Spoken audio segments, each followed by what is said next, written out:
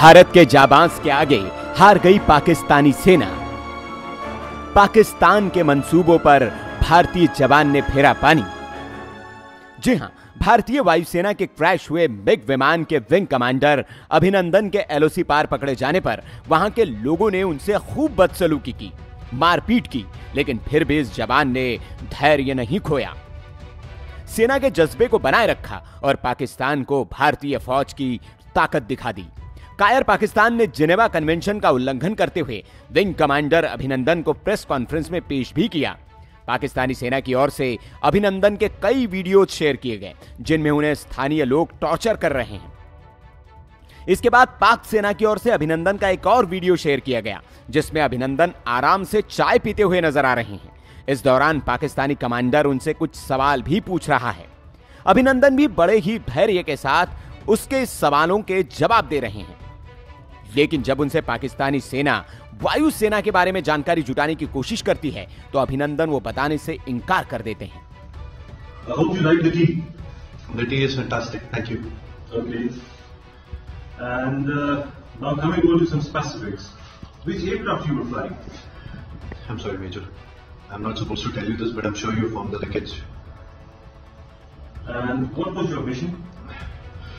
I'm sorry, I'm not supposed to tell you this. आपने देखा कि पाकिस्तानी कमांडर बड़ी ही चालाकी से अभिनंदन से कुछ बातें उगलवाने की कोशिश कर रहा है, लेकिन अभिनंदन पाकिस्तान की इस चाल में फंस नहीं रहे हैं। हालांकि अभिनंदन ने इस वीडियो में पाकिस्तानी सेना की तारीफ जरूर की है।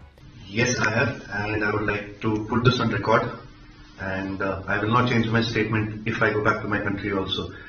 The officers of the Pakistani army have looked after me very well. They are thorough gentlemen, starting from the captain who rescued me from the mob and from his jawan, from his soldiers, and thereafter the officers into the unit which I was taken to.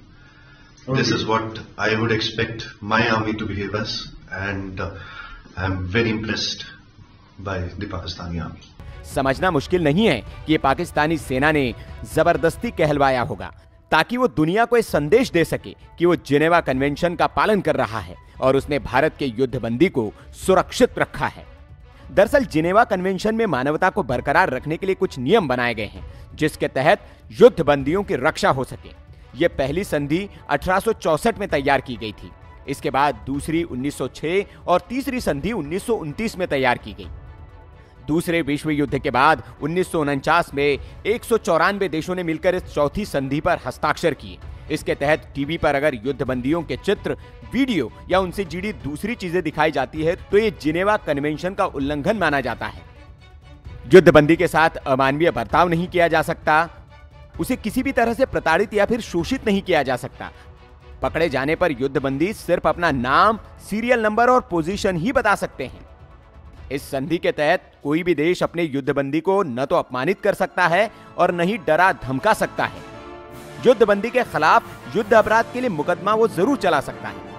युद्ध खत्म होने पर युद्धबंदी को तुरंत रिहा करना होता है और उसको उसके देश भेजना होता है। युद्धबंदी से उसकी जाति, धर्म, रंग या रूप के बारे में आप नहीं पूछ सकते हैं। युद्धबंदियों के साथ किसी भी तरह का भेदभाव नहीं किया जा सकता।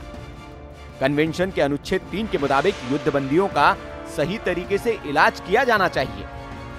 युद्धबंदियों को उचित खाना पीना भी दिया जाता है और उसकी पूरी देखभाल की जिम्मेदारी होती है। हालांकि अभिनंदन के मामले में पाकिस्तान ने उसे मीडिया के सामने पेश करके पहले ही जिनेवा कन्वेंशन का उल्लंघन कर दिया है, लेकिन अंतरराष्ट्रीय दबाव के बाद वो अब इस संधि का पालन करने के लिए मजबूर है। इससे पहले भी करगिल वार के दौरान कैप्टन नचिकेता को पाकिस्तान ने बंदी बना लिया था, लेकिन उन्हें भी 8 दिन के भीतर ही छोड़ना पड़ा था। वीके न्यूज़ की रिपोर्ट।